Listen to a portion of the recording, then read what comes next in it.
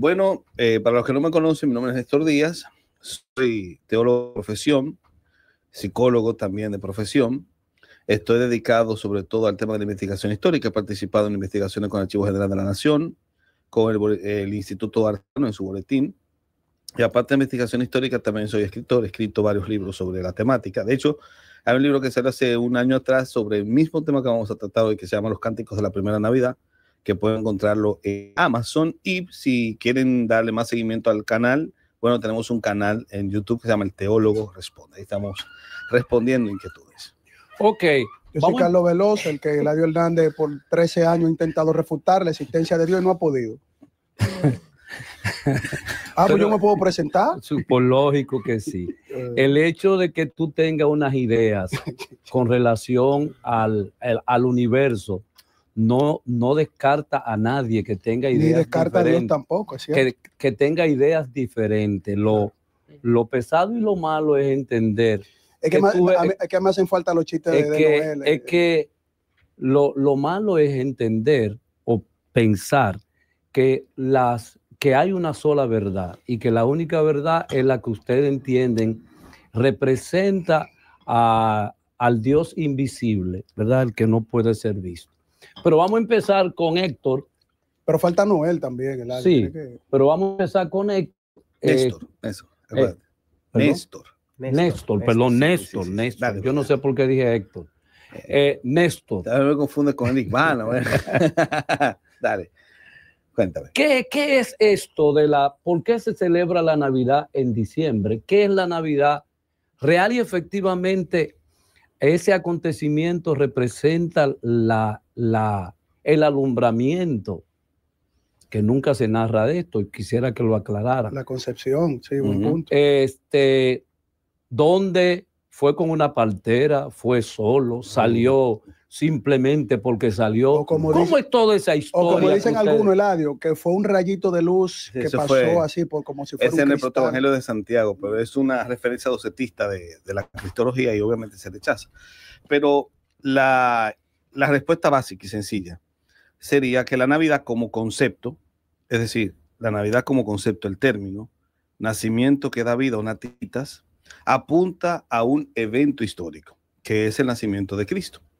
Se supone que ese nacimiento, dentro de la configuración de lo que pensarán aquellos que creían que Jesús había nacido y que Jesús había muerto por ellos, implicaban con la construcción del término Navidad, que obviamente la Navidad conmemoraba el nacimiento de Cristo. Conmemoraba. ¿Qué significa Navidad? Nativitas, nacimiento que da vida. Nacimiento que da vida. Exacto. Y esto como concepto, porque no necesariamente yo podría asumir que Jesús haya nacido en diciembre.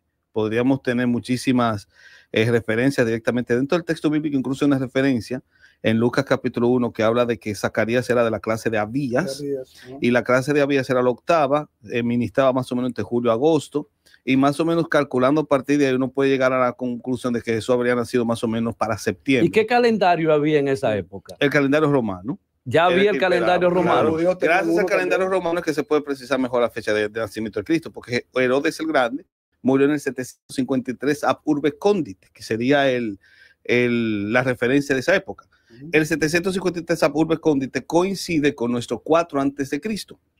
Y si Herodes mandó matar a los niños de 2 años menores, entonces se supone que 2 años antes del 4 fue cuando Cristo nació. Y por eso la mayoría de académicos hoy en día, la mayoría, entiende que el 7-6 antes de Cristo será la fecha del nacimiento de Jesús. De hecho, aparece hoy en día en la mayoría de las cronologías oficiales que se emiten sobre el tema. 7 antes de Cristo sería el nacimiento de Jesús, históricamente hablando. Más o menos entre los meses de septiembre, octubre, en el momento que se celebraba la fiesta de Sukkot, se ha visto incluso una vinculación poética por el hecho de que Sukkot es la fiesta de los tabernáculos y el verbo que se utiliza en griego para la encarnación de Cristo es. ¿Y qué tiene que ver los griegos con Israel? Yo no porque en Israel se hablaba el asunto. El Imperio Romano era que Dios mío. Lo que pasa es que el griego era la lengua franca. Después de Alejandro Magno inició un proceso de helenización y el griego se convirtió en la lengua que casi todo el mundo hablaba. En Galilea, por ejemplo, se sabe que la población era bilingüe y que más de un 17% hablaba netamente griego en Galilea. por evidencia arqueológica, porque se descubren lápidas con nombres griegos. De hecho, los apóstoles de Jesús, hay apóstoles que tienen nombres griegos, como Felipe, Andrés, etcétera. Bueno, independientemente de el nacimiento de Jesús, que los que pensamos, por ejemplo, que es un personaje histórico, independientemente de la diferencia entre las concepciones, por ejemplo, mesiánicas y todo eso, al margen de eso, lo que consideramos, por ejemplo, que sí es un personaje histórico, sí obviamente nació, obviamente, aunque hay diferencia, no. Pero hay el registro del lugar donde nació, Sí. cómo nació. Mira qué Explícame sucede, eso, mira que tú eres experto en bíblico. Mira qué sucede. Tenemos 4 evangelios. De esos 4 evangelios, hay 2 solamente, los 4, que hablan del nacimiento de Jesús. Se asume que el evangelio de Marcos es el primer evangelio en ser escrito, pero el evangelio de Marcos, que se asume que es el primero en ser escrito, no contiene los relatos del nacimiento de Jesús. Ajá. Marcos. Lo que se entiende a nivel académico es que este tema de los relatos del nacimiento de Jesús fue algo posterior, diríamos que fue una respuesta, diríamos, al cuestionamiento sobre Jesús. E incluso, fíjese que incluso no sé, hay como un force para hacer que nazca en Belén. Fíjate que según Mateo, cuando vemos el evangelio de Mateo, Un force, tú dices. cuando vemos el evangelio, aunque algunos apologistas aluden al silencio, pero al argumento del silencio, pero vemos, por ejemplo, que en Mateo se supone que todos están en Belén, nace en Belén, pero fíjese que según el evangelio de Lucas, que de los 2 que relatan el nacimiento de Jesús, tanto Mateo como Lucas, ellos están en Nazaret. Entonces viene el famoso censo de Quirino, que hay mucha discusión en cuanto a ese censo, si fue real, si fue no. Algunos apologistas, no está resuelto, realmente no. Sí está resuelto. Aunque algunos apologistas dicen que está resuelto y hablan de supuestamente 2 censos, eso no está confirmado. Lo cierto es que se ve que de Nazaret se van entonces a Belén y entonces nace en Belén. Entonces luego de Belén se van a Egipto. Sin embargo, en Mateo no vemos eso. ¿Sí? Entonces vemos la diferencia, vemos cómo se hace una forma para que nazca en Belén. Hay muchas, en cuanto al famoso censo de Quirino, yo sé que hay mucha discusión en cuanto a eso, pero realmente no hay evidencia de que haya habido un censo en el tiempo del nacimiento de Jesús, el famoso censo de Quirino. Entonces lo que se ve ahora mismo desde el punto de vista de, por ejemplo, de investigación bíblica, es que realmente lo más probable es que Jesús no nació necesariamente en Belén. Los evangelios posteriores, luego de Marcos, tanto Mateo como Lucas, buscan la forma de hacer que nazca en Belén, para de esa manera hacer cumplir las profecías que había de que tenía que nacer en Belén. Y eso, okay. y hay tantas evidencias, incluso en el mismo texto, porque por ejemplo, si nos vamos a Juan 7, el truco de él hoy. Si nos vamos, por ejemplo, a Juan 7:41, que me gustaría que las personas que nos están viendo ahí en su casa lo puedan buscar. Un personaje tan conocido como Jesús, se dice que decían las personas, pero ¿y no era de Belén que tenía que nacer el Mesías? Juan 7:41. ¿Cómo es posible que la gente esté diciendo si era un hecho tan dramático como se presenta en los evangelios, tan majestuoso? Entonces lo que vemos en los evangelios es una forma, reflejar una forma de los nacimientos de los personajes majestuosos de la época. Por ejemplo, así tenemos a Horus, así tenemos a Mitra, por ejemplo. Incluso el mismo caso de Sansón, que incluso fue anunciado por un ángel también. Es decir, en Sansón no se ve, por ejemplo, un nacimiento virginal, pero se ve que en el caso de Sansón también un ángel anuncia su nacimiento. Entonces se ve una idea, una forma. Claro, yo sé que los apologistas siempre van a querer, pero las discusiones académicas están en ese sentido. Lo más probable es que Jesús no nació en Belén. Y es que la apología no es academia, es eso, apología claro. Y ya. Pasa la bola, adelante, entonces, tranquilo. Okay. O sea, tú te estasías. Sí, antes que nada, no se mencionó ahorita, pero quiero felicitar a un integrante de este equipo que no está aquí, que es Manauri Jorge, por ser parte de producción del proyecto comunicacional más grande en la República Dominicana, que fue la Casa de los Foques. No está aquí. Felicidades, Manauri. Yo no lo felicito, no quiero saber de él. Pero vamos con el tema. Ciertamente, como mis... Él ha de poner un invitado tuyo. Ciertamente, como mis compañeros aquí están hablando, todo esto nace, o se dice que nace de las creencias cristianas, pero anteriormente, porque mencionaron a Roma, y Roma, antes de la creencia cristiana, tenía una creencia griega. Entonces, pero déjalo, Eladio, le he invitado tú. No, pero él te está respondiendo lo que tú Yo no he hablado todavía, Los griegos antes celebraban Saturnalias, que después se convirtió en Juvenalias. Claro, él es de ellos, él es del equipo de ellos. El 25 de diciembre. Entonces, es después que Roma pasa su creencia, la creencia cristiana. Casal mencionó incluso la semana pasada el concilio de Nicea, que fue la primera ordenanza de ese emperador para juntar y conciliar. Pero anterior a eso, Constantino legalizó la creencia cristiana en el año 302 por el edicto de Milán. No, 313. 313, gracias, Carlos. No te lleves mucho de Casal, 313. No, él no lo mencionó eso, él mencionó el concilio de Nicea. Para Casal. Exacto, y él habló de ese concilio, pero fueron 21 que tuvo la Iglesia Católica. En fin, anteriormente había una creencia que celebraba esas fiestas por el dios Invictus de la creencia griega del sol, que era el dios del sol, en diciembre. Luego de eso, que en el año 400 la Iglesia oficializa el pesebres como imagen del nacimiento de Jesús. Y es luego de eso que hay un monje que se llama Bonifacio, igual que el apellido del pelotero, que puso lo que es el arbolito. Excelente. Que puso lo que es el arbolito. Y luego de eso hay un electricista, apellido Johnson, que en el año 1800 y algo le puso luces a ese arbolito. Esta creencia ha tenido una evolución. Y esta evolución le ha dado, digamos, solo en Occidente, ¿eh? No, Inglaterra, Alemania, Occidente, sí, exactamente, Occidente. Pero todo esto se va nutriendo. Incluso había un momento en Estados Unidos donde fue ilegalizado la creencia, que fue en el año 1659 al 1681 se puso ilegal porque había una contradicción entre ritos paganos y ritos cristianos, pero todo esto fue alimentando y es por eso que hoy tenemos un choque entre los Reyes Magos y Santa Claus, que uno es creencia cristiana y otro es que se ha ido evolucionando por la popularidad y el comercialismo y todo esto. Claro. Y la fecha más o menos la figura de Santa Claus pertenece a un personaje pero que la fecha más o menos según el análisis. O sea, serían dos símbolos. Según el análisis, la fecha, una pregunta. No, es tu turno. No es mi turno. La fecha más o menos. Pero el que coordina soy yo, no eres tú. Pues yo no voy a hablar ahora. Pues ¿Cuál es la fecha más o menos, si tú me permites, la fecha más o menos que tú entiendes el nacimiento de Jesús? Si es cierto, falso, si se lo inventaron por Santa Claus. Pero eso no es tema de debate. O sea, incluso mi compañero, que quizá no tenga la misma línea de creencia que tú, está afirmando el nacimiento de Jesús. No, y pero si ese es el punto donde se nace.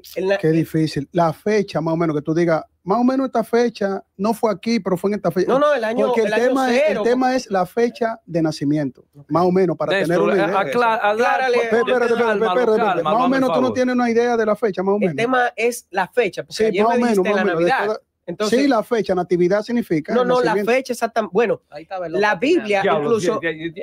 Más o menos la fecha. La Biblia, por favor. Pero desde que narras a Mateo, la Biblia no es que yo creo que la gente que viene cuando tú analizas la temporada por el invierno, el otoño, no precisa que sea diciembre. Exacto, los analistas dicen que puedo hacer en otra fecha. Pero estoy diciendo que los ritos paganos sí celebraban el 25 de diciembre, la Juvenalia, que fue el segundo acontecimiento de ese entonces. Entonces tú entiendes que no fue en diciembre. No, pero se pudo haber copiado de la Juvenalia, que sí era el 25 de diciembre, antes del nacimiento de Jesús. Muy bien. Lo que quiere decir es técnicamente el trasfondo pagano de las festividades en diciembre. Exacto, entonces sí, claro, es cierto que hay un trasfondo pagano, eso es verdad. Y ¿Qué es lo que es pagano? ¿Qué es lo que es pagano? No, que procede de las culturas que no eran cristianas, no habían asumido el cristianismo. O sea, los malditos. No diría que son malditos, pero sí diría que son los que no conocían al Señor y esos serían después alcanzados por el cristianismo. Y lo que hace es que dentro del paradigma de relación que se dio en la Edad Media entre la iglesia y la cultura, acuérdate que son 4 paradigmas. El paradigma que predominó fue el paradigma transformación, es el transformismo. Ese paradigma lo que hacía era transformar una cultura por otra, pero barnizando los vestigios de la antigua cultura. En ese caso también fue un paradigma de identificación con la misma, pero por medio de un elemento de transformación. Y ciertamente es verdad, o sea, hay estas festividades que se celebraban fueron cristianizadas, pero es obvio que el hecho de no implica que, es decir, negar el evento histórico del nacimiento de Cristo por el hecho de que haya un trasfondo pagano en la festividad que se haya barnizado bajo ese paradigma que he mencionado, es una falacia de non sequitur. ¿Por qué? Porque o sea, una mentira. Es una falacia, claro, porque una cosa no se colige con otra. De hecho, nosotros tenemos muchísima poca información sobre muchos personajes históricos de los cuales nosotros no negamos su historicidad.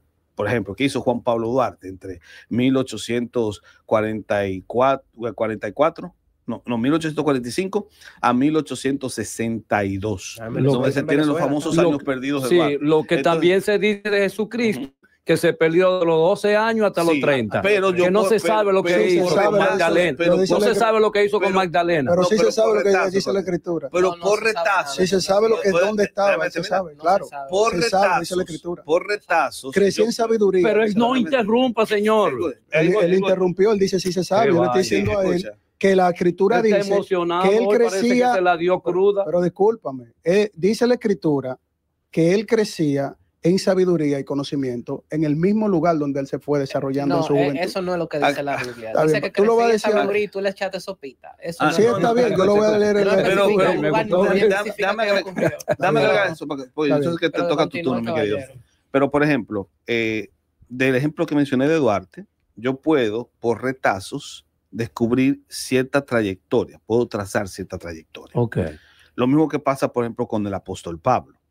Después de su liberación... ¿De dónde que viene Pablo? ¿De qué país? ¿Era judío? Era judío. Sí. Pero la cuestión es, para poner otro ejemplo, que de Pablo, después de su liberación en el 62 de Roma, no sabemos mucho de qué pasó con él entre el 62 al 65, que fue cuando lo decapitaron. Las tradiciones que tenemos están hay más cerca del evidencia 65, de ese... pero con el Nuevo Testamento, especialmente con las pastorales, que son Primera, Segunda Timoteo y Tito, yo puedo reconstruir el viaje del apóstol Pablo, así como puedo reconstruir los años perdidos de Duarte. Lo mismo te está quedando bien eso. Es que sí. Lo mismo sucede con Cristo. Hay detalles. El hecho de que tú tengas a Jesús en Nazaret, cuando ya es un predicador itinerante famoso, y que la gente diga, ¿no es este el carpintero, el hijo de José, de María, que conocemos sus hermanos? Es evidencia de que Jesús, por lo menos en esos años oscuros, no salió de su pueblo. Esa imagen de un Jesús en Cachemira y todo es una interpretación que tú haces de... No simplemente es una interpretación, es como el seguir las pistas, el follow the rabbit. Llegas directamente a ver las afirmaciones, las reacciones, el hecho de que la gente lo ve como alguien normal, como alguien canchero con el que convivieron juntos, es evidencia de que Jesús por lo menos se formó en su aldea, no salió de allí, fue un artesano. De ahí yo puedo entonces comenzar a hipotetizar y a especular. Pero no hay evidencia, esa es la palabra. Pero yo, especular. Mi especulación no es mala siempre y cuando se esté limitada a las evidencias históricas. Por ejemplo, de que Jesús estuviese en Cachemira, eso es un disparate. Pero de que Jesús pudo haber participado en la construcción de la ciudad de Séforis, que quedaba cerca de Nazaret, y él era un tectón como su papá, que era un carpintero, pero también un artesano que trabajaba con diferentes materiales. Es obvio que yo puedo decir, sí, Jesús pudo estar en Séforis. Pero aclárame lo siguiente, porque el señor Veloz trató de desprestigiar esa pregunta. En todo este acontecimiento, ya el Imperio Romano había conquistado a Israel. Sí. Claro, desde el 60. Perfecto. Pero no creo que Carlos esté desprestigiando la pregunta. No, yo estoy tratando de que no desprestigien el tema con Jesucristo, porque la idea es desprestigiar a Jesucristo. Entonces, como la idea es desprestigiarlo a él, uno tiene el derecho de decir. Pero nosotros tenemos un diálogo. Nosotros tenemos un diálogo. Yo tengo derecho. Escúcheme, señor. Tenemos un diálogo de aclaración de acontecimientos históricos. Yo no estoy escúchame. Tenemos un diálogo de aclaraciones históricas con relación a lo que tú entiendes y Occidente entiende que es la verdad. Bueno, permíteme participar. Entonces, cuando yo digo que Jesucristo, sí, la Biblia muestra dónde él iba creciendo en dos textos bíblicos en sabiduría, y también yo lo voy a mencionar aquí. Si ustedes quieren, dicen no, eso nosotros lo vamos a rechazar aunque lo diga el texto bíblico. Vamos a darle la palabra a... Claro. Mira, primero que todo, yo estoy muy de acuerdo con lo que planteó Néstor.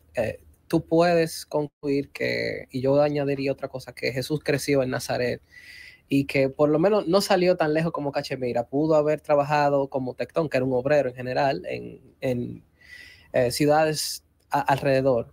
También hay que ver cómo era Judea en el siglo I, y es que la mayoría de las personas en el siglo I, en esa época, ahí específicamente en ese pedacito de tierra, era pobre, y viajar como hoy lo conocemos, que cualquiera puede viajar de una ciudad a otra, un país a otro, era muy caro y era muy inseguro. Pablo mismo habla en sus cartas de que él era, cuando viajaba, estaba sujeto a que le pasara cualquier cosa en el camino, vándalos, ladrones, lo que sea.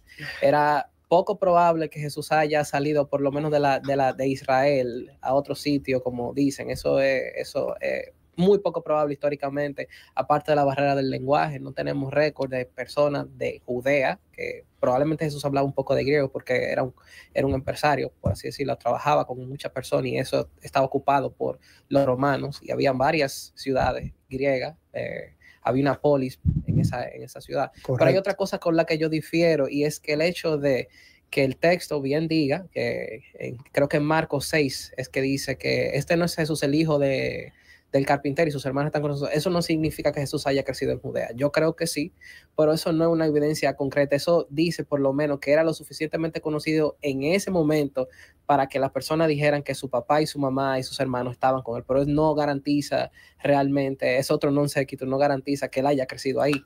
Yo creo que sí lo hizo, pero ese versículo no lo soporta. Déjame decir algo. Quiero respaldar lo que plantea aquí Eladio, el amigo Steven. Es con los tiempos, Eladio. Sí, quiero decir que sí, realmente desde el punto de vista académico y de la ciencia bíblica, esa hipótesis de que supuestamente estuvo en Cachemira, eso hace mucho tiempo que se ha descartado. Sí, obviamente se ha escrito muchos libros sobre eso, hay muchas teorías sobre eso, obviamente porque se habla mucho del personaje, pero está descartado totalmente de que haya vivido en Cachemira o en la India y todo eso. Realmente ese periodo donde de los 12 años adelante, que no se supone de él, es típico de que no son biografías. Si los evangelios no son biografías, no se pretende hacer una biografía. Eso es más bien una respuesta teológica. Lo que hace la ciencia bíblica es, a partir de esos textos teológicos, sacar el Jesús histórico. Pero tomar con pinza. Exactamente, tomar con pinza, como planteaba Néstor, lo de la pincelada en la historia, eso mismo se hace en la ciencia bíblica. Tomar la pincelada de esos evangelios y sacar aquellos elementos que sean realmente históricos. Pero eso está totalmente descartado, lo de Cachemira. Ahora bien, sí es cierto que hay mucha información sobre eso, incluso se han escrito hasta libros sobre ese tema. Y hay personas que tienen esa hipótesis y la mantienen, pero está descartado desde el punto de vista de la ciencia. ¿Usted quiere responder, sí, Néstor? No, quiero simplemente agregar un elemento importante acá y que sea aclaratorio. Cuando yo digo tomar con pinzas, pero también el concepto de que solamente con el texto de Marcos puedo hacer la reconstrucción, es obvio que no. O sea, yo no puedo construir una muralla con un solo ladrillo, pero es que hay más pasajes que yo puedo utilizar para eso. Por eso es que decía follow the rabbit, o sea, sigue el conejo, y en este caso hay más documentación que yo puedo utilizar dentro del testimonio de los evangelios, porque ciertamente los evangelios, es cierto que no son biográficos, pero tampoco son textos. ¿Qué quiere eso decir con que no son biográficos, Néstor? Porque la intención es presentar a Jesús como el Mesías. Obviamente que tiene un sustrato biográfico, porque tiene que tratar con la historia de un personaje, y es obvio que, como son 4, la naturaleza de cada uno es distinta. Yo puedo decir que Lucas es más historiográfico, por ejemplo, que Mateo. Pero la intención siempre va a ser la misma, es decir, una base teológica como tal. Ahora, el hecho de que yo tenga un documento que tenga una intención teológica no niega el sustrato histórico, por el hecho de que participan de testimonios y por el hecho de que se trabaja con un criterio distinto ahora en la tercera búsqueda del Jesús histórico. Antes se trabajaba, creo que lo mencioné antes en un programa anterior, con un criterio de doble disimilitud, pero ahora se trabaja con un criterio de paralelismo, doble paralelismo con el tema de los documentos que se manejan, que tenemos, que son lo que llaman entre comillas propagandísticos, que serán los evangelios, y documentos contemporáneos que puedan servir y mostrar la plausibilidad de los eventos que mencionan los documentos actuales, o los documentos que tenemos como propagandísticos serán los evangelios. En otras palabras, no son biografías, pero tienen un carácter histórico. Y por tener un carácter histórico es que yo puedo observar los distintos puntos y hacer una reconstrucción de los años perdidos de Cristo. Y obviamente con un poco de especulación, pues la especulación siempre que esté limitada a las pruebas que tenemos nunca es mala. Bueno, pues es obvio que yo podría decir lo más probable, lo más plausible es que Jesús se quedó en Nazaret. O sea, imaginar un viaje de que si o cuántos kilómetros es un soberano disparate, pero también decir que Jesús no se crió en Judea porque no tenemos pruebas suficientes, también sería un soberano disparate. Porque si yo tendría más pruebas. En el caso de que él existiera, obviamente. Y el hecho de que lo más plausible es que Jesús se haya quedado en Nazaret, porque primero fue carpintero, tenía que mantener a la familia. Tenemos posiblemente mucha. ¿Y qué edad ustedes tienen para esas afirmaciones tan contundentes? Mira, buena no, es sencillo. La misma que la que lo niegan. Recuérdate que. Pero Déjame permíteme hacer el programa, por favor. Y está hablando disparate, porque aquí nadie niega que existe un Jesús histórico. No, aquí él lo negó. Excepto Eladio. Él lo negó, él es el que siempre lo niega. Excepto Eladio. Vamos a convencer. No, claro que sí. Vamos a convencerlo. Vamos a aportar eso. Eladio. Yo no sé, yo digo dos palabras y explota el mundo. Jesús histórico ahora estaría desactualizado. O sea, yo iba a hacer un aporte, pero termine. Sí, pero para terminar rápido. La idea entonces sería la siguiente. Tengo estos documentos históricos que tienen un propósito teológico, y estos documentos como tal me permiten reconstruir los elementos importantes del personaje. Que yo no tenga toda la información sobre el personaje, es decir, que haya baches, no es una negación de la historicidad del personaje. ¿Qué yo hago con los baches? Con los baches yo entonces tomo los pequeños datos o las pequeñas informaciones o pinceladas o retazos que hay, y de ahí, partiendo de un paradigma común de no sobreestimar demasiado la información agregándole hechos fantasiosos, yo puedo decir directamente, Jesús se crió en Nazaret, porque la gente de Nazaret lo conocía muy bien, porque tenía un empleo, porque no hay menciones de su papá después de los 12 años, lo que nos permite especular que su papá había muerto.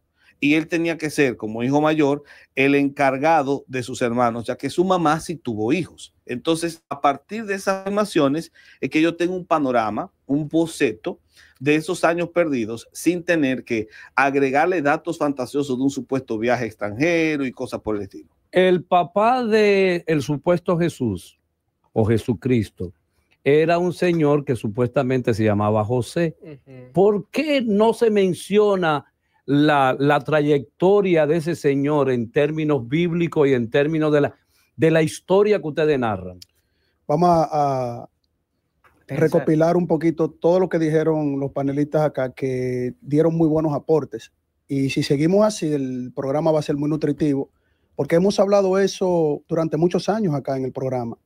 Primeramente, la evidencia más concreta para establecer un razonamiento de la historicidad de Jesús están en los documentos que acá en algunas partes quieren validar y en otras partes quieren negar. Entonces eso es una contradicción lógica, porque tenemos que tener fuentes para nosotros poder establecer esas pinceladas que están diciendo cada de los panelistas acá. Punto número 1, Lucas, en el capítulo 2 del versículo 39. Verifica eso. Sí. No, la Biblia. No, él. No fue usted, ¿verdad? No, está bien. Los guantes puestos, ¿verdad? El tigre vino. Es válido que verifiquen. Claro, lo que no es válido es en la verificación tergiversar lo que van a verificar. Entonces, Lucas en el capítulo 2 del versículo 39 en adelante cita lo siguiente, un texto bíblico. Volvieron a Galilea y a su ciudad de Nazaret, y el niño crecía y se fortalecía. El punto número 1 para conectarlo con el punto número 2. Del 51 en adelante. Y descendió con ellos y vino a Nazaret y estaba sujeto a ellos. Y Jesús crecía, estoy hablando de ese niño, en sabiduría y en estatura. Entonces, ¿qué hace un buen investigador serio, honesto, no prejuiciado contra la figura de Jesús? Va a tomar esos datos, aunque no quiera favorecer a su ideología, pero van a tener que por lo menos decir, aunque esto yo lo rechace, esto está hablando del desarrollo de esa persona histórica que se están mencionando en 4 evangelios.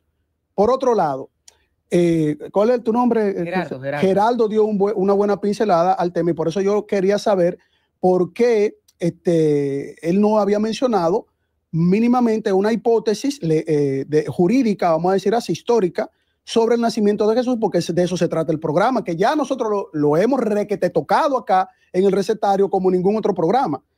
Hay elementos paganos en la reconstrucción de la natividad de Jesús, porque el Imperio Romano, a partir de una fecha específica... Los paganos son los que no tienen la verdad. No, los paganos pueden tener la verdad. Por ejemplo, tú eres pagano y tú dices yo muchas no soy cosas. Pagano, yo soy diferente a la idea tuya. ¿Qué es lo que es pagano? Okay, pagano? Tú vienes del África. Tú eres cristiano cultural. No, yo no soy ningún cristiano. Está bien, no, eso es Héctor.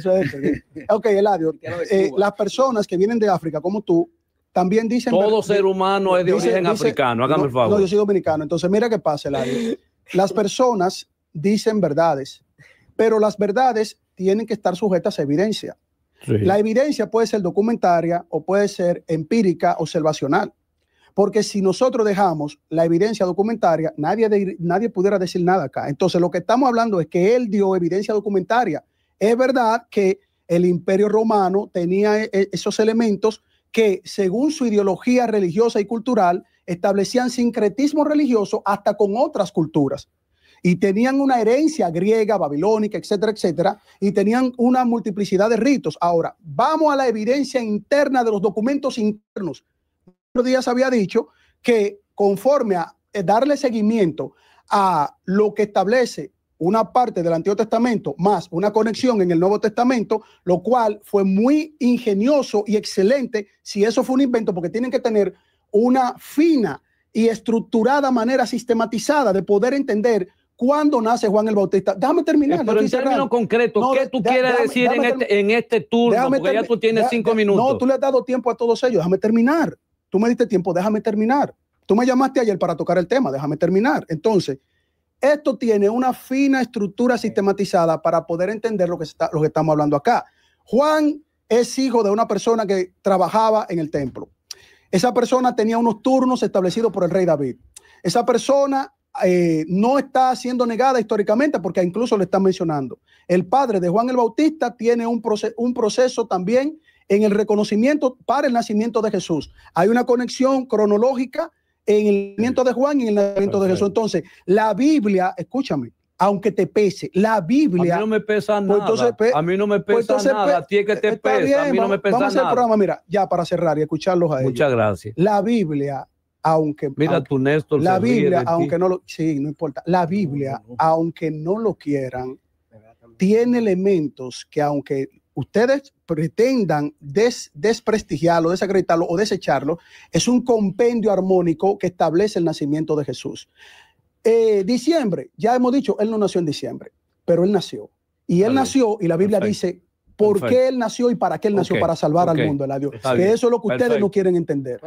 Pero déjame aclarar lo siguiente. Regularmente, personas como Carlos siempre tratan de poner un discurso teológico, evangelizante. Pero de descartar, pero no se molesten conmigo por eso. Pero no hay que molestarse conmigo por eso. Todos son malos, malditos, porque todos somos pecadores. Ese no es por el tema. Favor, esa no es la idea. Pero todos somos pecadores. Eso no es humano, primero, y eso no es lo que ustedes profesan como cristianos. Yo lo estoy diciendo, es humano. Ese asunto. Ya contestando más claramente y directamente la pregunta que usted hizo de por qué José no es mencionado en la Biblia, una buena razón es lo que Néstor había dicho, probablemente murió, eso es lo que la tradición piensa. Ya de hecho en el segundo siglo, tercer siglo hay evangelios que se consideran apócrifos, que ya como que intentan expandir cómo murió, por qué murió y muchas cosas que hablan de eso que son mitológicas. Otra razón que es más importante es que los primeros cristianos, lo que trataban de establecer no era historia con el rigor que lo hacemos hoy, ni siquiera con el rigor que lo hacían los historiadores romanos de la época. Lo que querían hacer era hablar, obviamente, de un personaje histórico, ahí coincidimos, creo que es un personaje histórico, pero lo que querían era mostrar la teología de que era el Salvador del mundo. De hecho, Juan capítulo 20-21 dice que todas estas cosas se escribieron para que ustedes crean que Jesús es el Mesías y el Hijo de Dios. No, ninguno de ellos tenía el interés de ser totalmente objetivos, solamente querían validar una agenda teológica que ya tenían. Obviamente hubo matices históricos que sí ocurrieron, no niego eso, pero era más teología que otra cosa. Por eso era que querían exaltar incluso la figura de Jesús como ente divino. Ni siquiera se menciona a María. María se menciona posteriormente y ya ahí es cuando ya la Iglesia católica. Exacto. Y mucho menos se va a mencionar José, porque la figura central es Jesús, la figura real. Sí. Yo me he dado cuenta de todos los aportes que hemos estado aquí. Quizás a Eladio no le vaya a gustar este comentario, pero nosotros estamos coincidiendo con que sí existió Jesús de Nazaret, lo cual esa existencia ha provocado una celebración que es el tema, que es la Navidad. Ahora bien, es imposible, si tú estudias liderazgo, de que cuando te vayan a mandar a estudiar biografías, que tú vengas por Nelson Mandela, Mahatma Gandhi, Juan Pablo Duarte, Simón Bolívar, es imposible no tocar la figura que más ha impactado a la humanidad, que es Jesús, aún tú creas o no. Porque en Occidente. Está bien. En Occidente. Está bien, Eladio, pero lo único. Europa y América. Lo único que divide al Jesús histórico, para mí, al Jesús de la creencia cristiana, son muchos elementos, pero son tres. Una que es el Mesías, lo cual hizo el quebranto de la creencia judía, que es por eso que el Mesías de ellos no ha llegado y solamente creen que Jesús es un profeta más.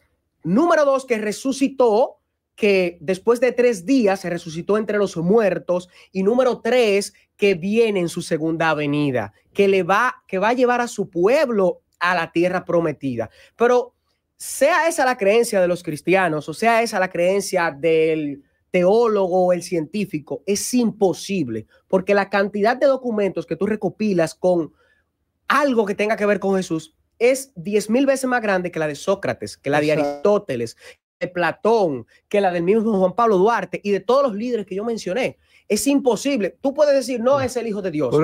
Pero es imposible. Siempre ha sido el sostén de los sistemas sociales. Pero está continúa, bien. Hasta los chinos que tienen su creencia, porque tú hablaste de Occidente, hasta los chinos que tienen su creencia con el Buda y todo eso, es imposible odiar a la figura de Jesús. Porque mira, incluso, ya para terminar, mencionaron Roma. Roma fue tan importante y por eso acogió esa creencia que cuando decimos Jesús o Dios, decimos Él es amor. Y si tú dices Roma, es al revés, es amor. Para que tú veas el meollo del impacto que tiene Jesús de Nazaret en toda la creencia. Y todo lo que tenemos ahora en política y derecho es gracias a Roma y un poquito de Germania. En síntesis, el impacto es imposible ignorarlo. Roma al revés, amor. Pero eso es en español. Sí, no, pero yo quería hacer un pequeño latino. Claro, claro. Respecto al comentario que te hizo hace poco, que a veces del ámbito como cristiano se ve como mucho fanatismo y mucho odio. Quiero decir que no todos son así. Sí. Yo he participado en muchos debates. No hay mucho, Carlos, ¿no? Yo he participado en muchos debates y de hecho participé hace poco con una persona incluso que teníamos diferencias, incluso hasta un testigo de Jehová y había otro adventista y un pentecostal. Bueno, y fue una combinación muy armónica. Si no creo que todos los cristianos tengan un discurso de odio y se alteren por todo. Yo creo que no. Ahora bien, yo quiero decirle algo interesante que no se está negando, yo creo que nadie niega, ni Steven tampoco lo niega, el personaje de Jesús. Nadie lo está negando, ni tampoco si se celebra o no la Navidad. De hecho, por ejemplo, yo imparto clases de hebreo griego y en esta fecha tengo muchas personas que se inscriben. Me conviene incluso la fecha de Navidad porque tengo muchas personas que se inscriben en los cursos. Ok. Entonces, no creo que nadie esté diciendo que no se celebra Navidad. Eso para mí, para muchas personas es indiferente. Ahora bien, lo que sí se habla y se debate es, por ejemplo, los datos que se consideran históricos de esos relatos. Por ejemplo, hay cosas que hay que pensar. Por ejemplo, la matanza de los niños en Mateo no se menciona jamás. ¿Cómo fue? La matanza de los niños en Mateo no se vuelve a mencionar jamás. Cuando tú ves, por ejemplo, en el caso de Lucas, mire, si nosotros comparamos eso con acontecimientos, por ejemplo, de República Dominicana, tenemos el caso, por ejemplo, de la muerte de Trujillo y eso prácticamente se recuerda, todo el mundo lo recuerda. ¿Cómo es posible? Cualquier persona que vaya a escribir acerca de Trujillo habla de su muerte, de su matanza. ¿Cómo fue ese acontecimiento? Porque fue un acontecimiento y los acontecimientos así dramáticos son los que más se recuerdan. Negativo. De hecho, a veces cuando a uno le pasa algo, un acontecimiento importante y en ese mismo día le pasó algo como dramático, uno lo recuerda por eso. Sí. Entonces, ¿cómo es posible los elementos emocionales llegan más rápido que nuestro cerebro que acontecimientos que no nos producen ¿cómo es posible sensaciones? Que esa matanza de los niños luego no se vuelva a mencionar, por ejemplo, en Lucas, el relato paralelo? Sí, no podemos armonizar de esa manera. ¿Cómo es posible que la huida hacia Egipto luego no se menciona, por ejemplo, en otros relatos? Entonces, tú tienes ahí discrepancia.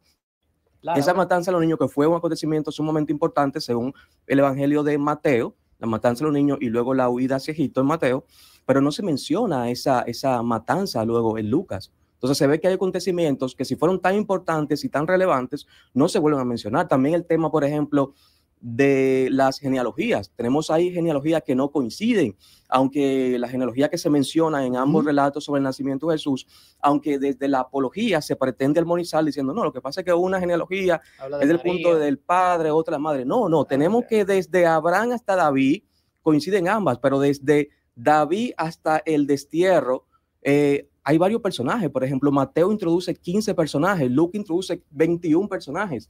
Tenemos personajes que introduce, por ejemplo, Lucas como un talarnín, que no se menciona en ninguna parte de la Biblia. Entonces hay discrepancia ahí que por más que se quiera desde la apología tratar de armonizar eso, es prácticamente imposible. También tenemos, por ejemplo, tú le estás dando pero duro al historiador Néstor. Yo sé, por ejemplo, hay acontecimientos, por ejemplo, que siempre, solo, ¿sí? Yo sé que hay acontecimientos. Coño. No, pero como ustedes están hablando, yo no interrumpí. Yo prácticamente. Es el que está diciendo. Entonces, tú tienes acontecimiento, por ejemplo, que yo sé que de la apología se dice, no, pero espérate. Hay un acontecimiento que no se puede rebatir, que es la profecía, por ejemplo, el nacimiento virginal. Nació de una virgen. Por eso es lo más refutable. Pero tú tienes ahí, por ejemplo, que la famosa profecía. Pues yo sé que los apologistas dicen, no, pero no solamente esa, Isaías 7:14, tenemos 2000 profecías. Mentira. Y la podemos debatir una a una y la podemos desmantelar, como podemos desmantelar, por ejemplo, la profecía de Isaías 7:14, que habla de que, según, por ejemplo, Mateo, que utiliza el término griego parthenos, está hablando de una virgen. Sin embargo, hay una diferencia entre la palabra betulá, que es la palabra específica para virgen en el hebreo, y la palabra alma, ¿verdad? Que es la palabra que utiliza el texto de Isaías 7:14. Hay una diferencia y cuando uno analiza, por ejemplo, el texto hebreo, uno ve que en muchos casos se utiliza generalmente la palabra, una para virgen y otra para mujer joven que no necesariamente es virgen. Pero aparte de eso, esa famosa profecía que dice, no, pero es que hay una profecía de Isaías 7:14 que habla de que van a salir una virgen. Y eso tú desmantelas ahí, no solamente del punto de vista del texto, también desde el punto de vista, por ejemplo, del contexto de esa profecía de Isaías 7:14, que es en el tiempo de acá. Y se cumplió en ese tiempo. Entonces tenemos muchas cosas que no podemos armonizar de una manera muy simple, muy simplista, sino que debemos de profundizar. Bueno. Yo sé que desde la apología se trata de simplificar esas cosas. Vamos a esperar la respuesta. Una pregunta para Lara. Con respecto a lo que tú mencionaste de la matanza, ¿hay algún récord de algún historiador no teológico de la época que hable o sugiera que pasó tal cosa? Néstor te va a responder cuando regresemos. Néstor te va a responder cuando regresemos. Entonces regresamos y yo espero que el señor Néstor, que es historiador, que es teólogo, que es psicólogo, un hombre prendido en candela. Hay una aseveración que hizo. Son los argumentos comunes que se dan para hacer cuestionamiento desde las ciencias bíblicas. Ahora, lo primero que yo podría decir, responder toda la retahíla de afirmaciones que se hacen, es uno, no solo Occidente. Recuérdate que también la figura de Cristo es una figura preeminente en el Corán, lo que implica a todos los países musulmanes que van a tener a Jesús como profeta. Esa es la primera. Aparte de que también en China y en Japón se celebra la Navidad. Eso es para la influencia occidental, pero no es un acontecimiento religioso. No venga con esa, no venga con esa.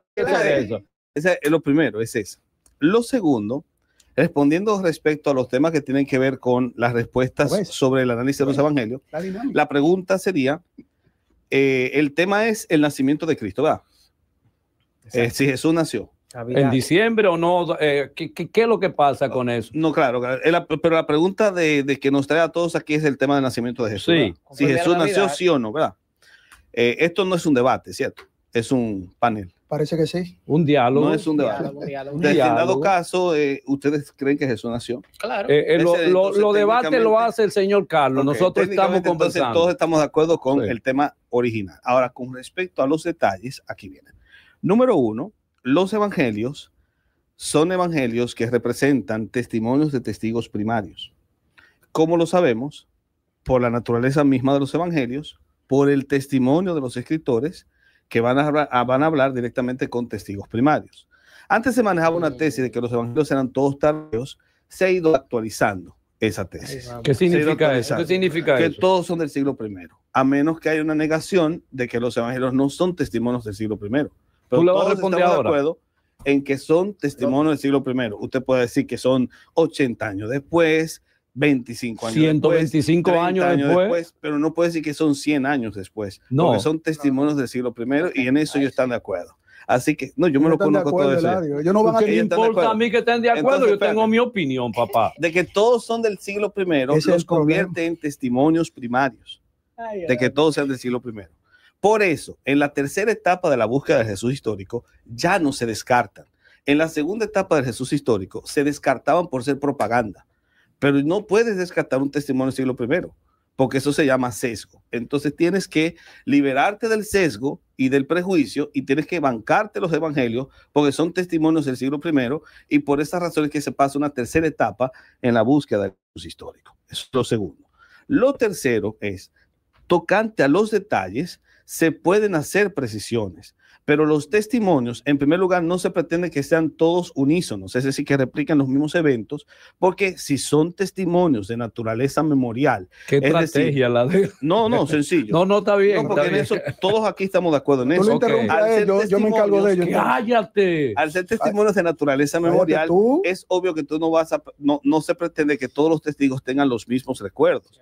De hecho, va a depender a quién tú entrevistaste en ese momento. Eso nos lleva entonces a detalles como la matanza de los inocentes, o sea, la matanza de los niños menores de 2 años.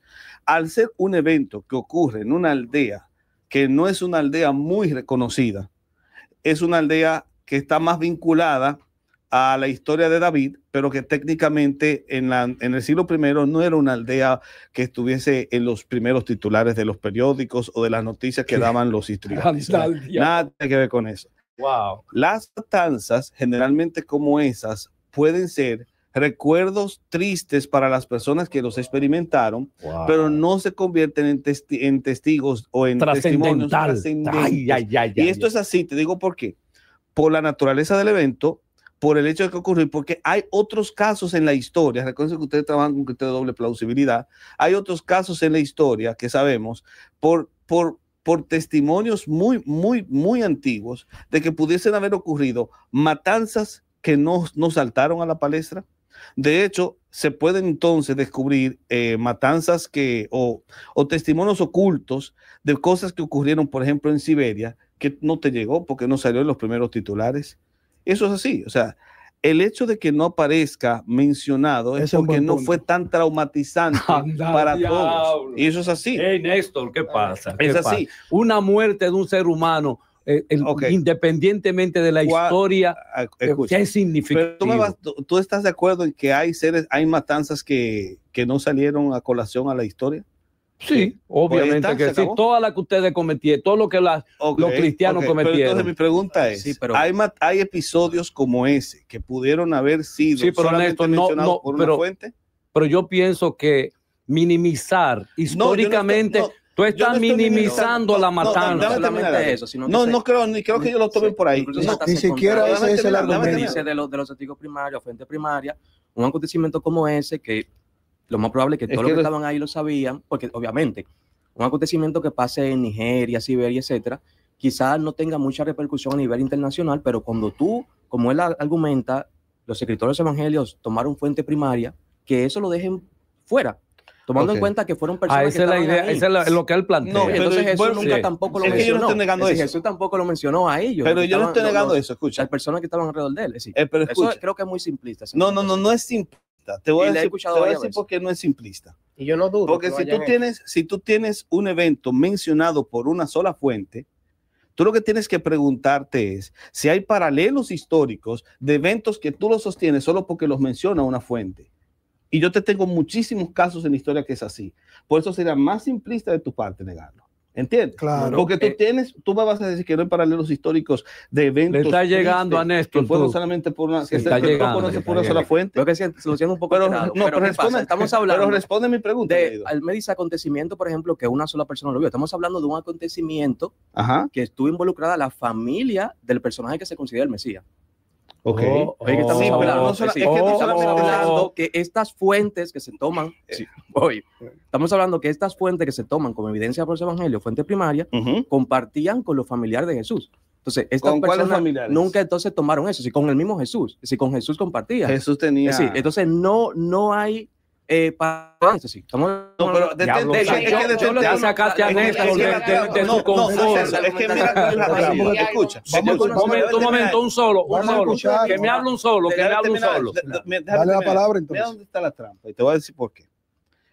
Y no es cuestionando tu capacidad. Sé que tú eres un muchacho inteligente. Pero la trampa es esta. Tú estás partiendo ya de la trascendencia del personaje para darle trascendencia al evento. Y no se hace así. Tú estás, sí, porque tú estás diciendo desde ahí. Pero quiero decir, pero vamos escuchando. Yo lo digo porque tú dices que la magnitud del Mesías, entonces ese hecho no podía pasar desapercibido. Claro que sí, porque ya tú tienes una fuente mencionando el suceso. Entonces, si tú quieres hacer una crítica a ese evento, tú no puedes partir ya partiendo de la trascendencia del personaje, porque ese personaje no era trascendente en su época. Okay. Ahora, ese es uno. Perfecto. Dos. Y él sabe. Tú mencionaste el tema de la profecía. Para que le responda el tema de la profecía de la Virgen. El concepto de alma. Y también el concepto alma, sí, y también el concepto en plural de alamot, que aparece en una de las fichas técnicas de uno de los salmos, para alamot, que son las vírgenes. Ese término en hebreo tenía un significado de virgen. Claro. De una persona, y se le aplica a la esposa de Isaac. No diga que no, porque es así. Alamot. Espérese. Vamos a darle la oportunidad a él ahora que te lo explique. En hebreo,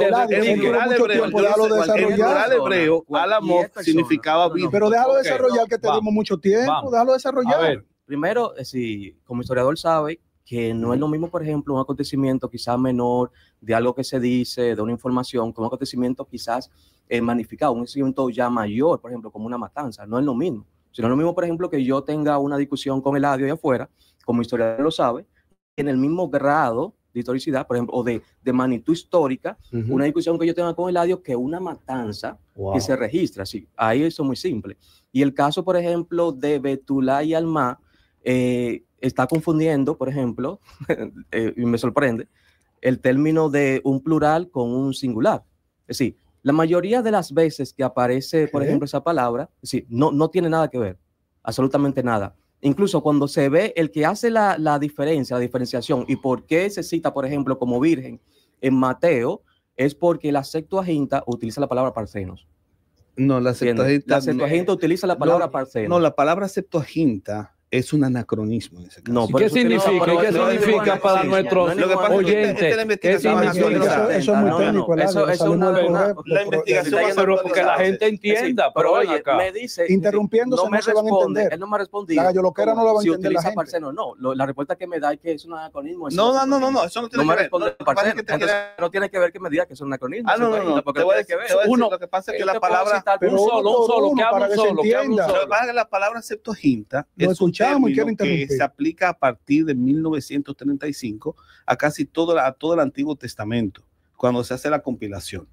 En la época de Jesús, en el siglo I, el término Septuaginta solo aplicaba al Pentateuco. Okay. Por lo tanto, como la Septuaginta no es un corpus en dos tapas, sino más bien habla de un proceso de traducción, como la carta de Isaias dice que la traducción de los 72, de donde viene el término Septuaginta, fue solamente en los 5 libros de Moisés, entonces no se aplica por extensión al Antiguo Testamento. Sí, pero ahí no me respondo de parcero. Pero está bien, me está sacando la fuente. Eso es simplemente información de precisión de conceptos. Ahora, respondiendo directamente a lo que él dice, el término partenos que se utiliza ahí es el único término que ellos pudieron ver vinculante, los traductores de la Septuaginta de Isaías, porque el término partenos, ¿qué es lo que significa? No, yo quiero que usted me lo diga. Pero díganos qué significa. Usted está citando Septuaginta. Pero ese no es el diálogo, eso es un diálogo. No de ese tipo de enfrentamiento, por favor. No, pero él lo sabe. Partenos es virgen en griego. Partenos es virgen en griego. Entonces, la idea sería, para ver si te entendí, que el uso de partenos es porque tenía una implicación teológica. Eso, o sea, que el traductor de Isaías al griego utilizó partenos como virgen porque tiene una intención teológica de mostrar la virginidad del nacimiento de Cristo. No, eso lo que estamos diciendo no es eso. Parece que no entiendo la por favor, te quiero escuchar. Primero, me sorprende que viene a descalificar la fuente en lugar de dar una respuesta a lo que le estamos No te estoy descalificando la fuente. Entonces, lo que estamos diciendo. Dale. El uso que hace, por ejemplo, Mateo de la palabra virgen, que cuando nosotros leemos hoy en día, la traducción en español, y pues podemos decir Septuaginta, de los 70, la versión griega, eso es indiferente, no tiene que ver. Entonces, ese uso que hace Mateo, lo hace con Parseno, porque Parseno, incluso Mateo está citando la Septuaginta, y no solamente porque la Septuaginta, o la versión griega, era, diríamos, el texto que más se utilizaba en ese momento, la versión griega, porque era una versión más estandarizada. Pero Mateo no utiliza el texto hebreo, porque si utiliza el texto hebreo es muy difícil que pueda utilizar el argumento de que era una virgen. Es muy difícil lo que pueda hacer, y él lo sabe, porque es muy difícil de que Mateo, utilizando el texto hebreo, por ejemplo, pueda decir que exactamente era una virgen, porque ahí la que más se adapta es la palabra Parseno, que se puede utilizar como virgen. Pero si cita el texto hebreo, si Mateo cita el texto hebreo, no puede decir que es una virgen. Puedo entonces, ya entendí el punto. Pero vamos a darle participación a los demás compañeros. Y está el otro tema de que ya... Pueden organizar un debate, Eladio, yo muy bueno, y tú ser el moderador. Yo lo que quería saber es simplemente la postura para no atacar a un muñeco de paja. O sea, ni siquiera atacar, para no enfrentarme a un muñeco de paja. Entonces, lo que dice el querido amigo acá es que Mateo... Dile tu nombre de nuevo, por favor. Pedro Lara. Pedro Lara. Sí, Pedro. Pedro Lara. Yo me presenté al principio, yo siempre hice Néstor. Sí, lo que pasa es que no recuerdo bien, perdón. No, a mí se me olvida también, no te preocupes. Pero mira, a mí se me olvida el nombre. Entonces, lo que dice el querido Pedro, Pedro acá, es que el uso de partenos, que es la traducción que se utiliza en el griego, Mateo utiliza más la traducción griega porque no le conviene el hebrea. Eso es verdad. Porque el término partenos... La palabra, como ha llegado a nosotros, y la palabra virgen, o decimos, bueno, que hay una profecía que dice que una virgen, que van a ser de una virgen, etcétera, se puede hacer porque Mateo está citando a la versión griega. Pero que la versión griega... Porque si cita la versión hebrea, es muy difícil poder decir que es una virgen. Que Mateo comete varios errores de profecías que no van donde él lo dice, porque es una agenda teológica que él tenía. Lo que pasa es que en aquella época... Inventarse. Y yo puedo, por ejemplo, este tema yo lo puedo discutir. Pero déjame dar una respuesta a ese punto, porque es interesante lo que él dice. El uso de partenos en griego es virgen, como tú lo quieras, virgen. Esa es la palabra que se utiliza. Pero ¿cuál es el punto? Acláreme cuál es el punto. ¿Cuál es el punto? El texto griego de Isaías utiliza partenos y no alma, que es la palabra en hebreo. Partenos. Entonces Mateo utiliza el texto griego porque le conviene más para su agenda teológica de imponer el nacimiento virginal, porque en el hebreo no le sale. Esa es más o menos la idea. Aquí viene la respuesta. Si esto fuese cierto, entonces el problema está en el texto griego. La pregunta es, si el texto griego tiene esa agenda teológica. Correcto. O sea, si yo voy a analizarlo a partir del argumento que él menciona, entonces la culpa la tiene el traductor. Porque entonces yo tendría que decirle al traductor, ¿por qué usaste partenos y no una palabra griega que fuese consecuente a la idea de una jovencita que ya existían palabras en griego para eso? ¿Por qué partenos específicamente? Bueno, según la lógica de nuestro querido Pedro, sería que el traductor que vivió unos 200 años antes de Mateo estaba interesado en imponer una agenda teológica de nacimiento virginal, cosa que es imposible. A menos que, y ellos no están tomando en consideración eso, existe, y cuando digo ellos, los de las ciencias bíblicas, exista un precedente literario o gramatical para que el traductor que no vivió en la época de Cristo, escucha, para el traductor que no vivió en la época de Cristo, porque el traductor del texto griego en Isaías vivió por lo menos 200 años antes de Jesús. Entonces, la agenda de imponer el nacimiento virginal no sería cristiana, sería de parte de ese traductor que vivió 200 años después. Pero no me da respuesta. Sí, no, existe. Ya demasiado tiempo. Sí, lo que yo le estoy diciendo a él es que sí existe. En hebreo, la palabra alma también tiene una implicación de virgen. ¿Por qué? Porque cuando yo encuentro un ejemplo gramático en el Antiguo Testamento, que es alamoth, que es la misma palabra en plural, la palabra en plural, importa que sea plural, no tiene el significado de virgen. Sí, no tiene que ver, podemos analizarlo. Vamos a escuchar al jovencito. Mira, es que no lo has entendido. Un momentito. Ramón, yo no sé en qué momento. Pedro. Yo lo sé porque he estado escuchando la discusión entre ustedes. Saltamos de la matanza a un error quizás de traducción o gramatical, porque el tema incluso no es el canon bíblico, no estamos hablando del concilio, de que así. Incluso algo que yo le estuve comentando a mi compañero, que la palabra siempre ha sido la misma, lo que ha cambiado la interpretación. Y como dice Eladio, es por eso que en el 2023 hay más de 43,000 denominaciones cristianas, pero todas tienen la misma Biblia. Ahora, el tema no es ese. Ahorita mencionaron algo de la matanza, la cual yo sí entendí que el compañero decía que solamente había una sola fuente que le daba credibilidad a eso, pero eso es algo que incluso a mí no me sorprende. Roma, dentro de la gobernanza de Roma, que se dividió en tres, el reinado de Roma, la república de Roma y el imperio de Roma. La parte imperial de Roma fue la parte donde al gobernador le daba más poder, casi como un dios. Y a mí no me sorprende que esa sea una de las actividades que él practicaba. Por ejemplo, existió el Calígula. El que ve las atrocidades de Calígula podrá darse cuenta que lo que en ese entonces, Herodes creo que era, mandó a hacer eso, dirá que eso es un disparate para ese entonces. Eso es correcto. Porque esa era una actividad común para un gobernador de ese entonces. Entonces, no me sorprende. Matar gente por nombre de Jesucristo, eso era normal. Lo que pasa es, lo que dice el compañero es que no es que mandó a matar gente. Es que se está diciendo que hay un rey de reyes, el rey de los judíos, y eso pone en velo de juicio a lo que es el gobernador en este caso. Y lo habían hecho anteriormente. Ya estamos concluyendo. Vamos a hacer un recorrido. Vamos a empezar por el señor fanático para terminar de este lado. Ellos no entienden eso, Eladio, ese amor que tú me tienes. Pero mira. Ese quiere.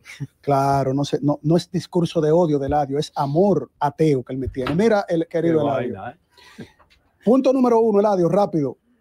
El hecho de que un evento histórico no sea, vamos a decir, notificado a nivel general, no significa que el evento no haya ocurrido. Okay. Aunque salga en un solo documento, hay una ratificación y una identificación de un evento. Pero déjame terminar.